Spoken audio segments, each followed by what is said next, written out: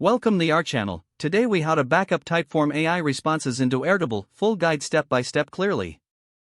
To backup your Typeform AI responses into Airtable, start by logging into your Typeform account. Select the form for which you want to backup responses. Click on Responses in the left sidebar. Export the responses by clicking on the Export button. Choose the format you want to export the data in, typically CSV is the best choice. Once the file is downloaded, open your Airtable account.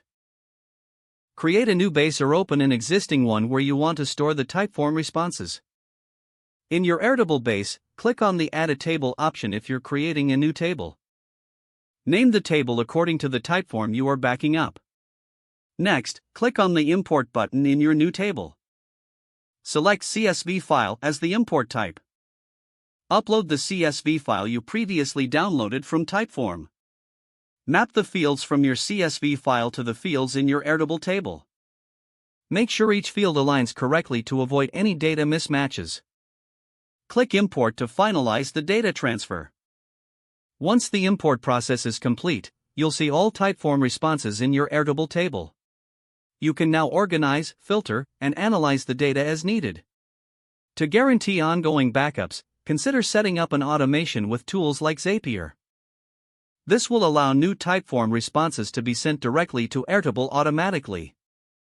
Regularly check your Airtable base to ensure that the data remains up to date.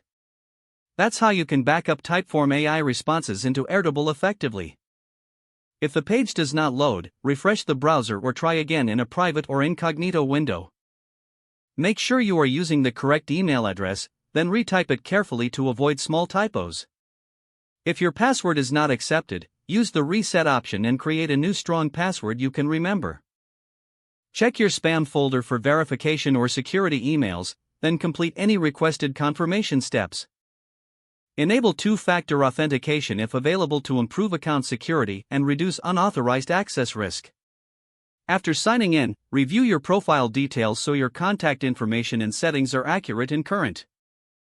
If you see an error message, note it down and try again after restarting your device and internet connection.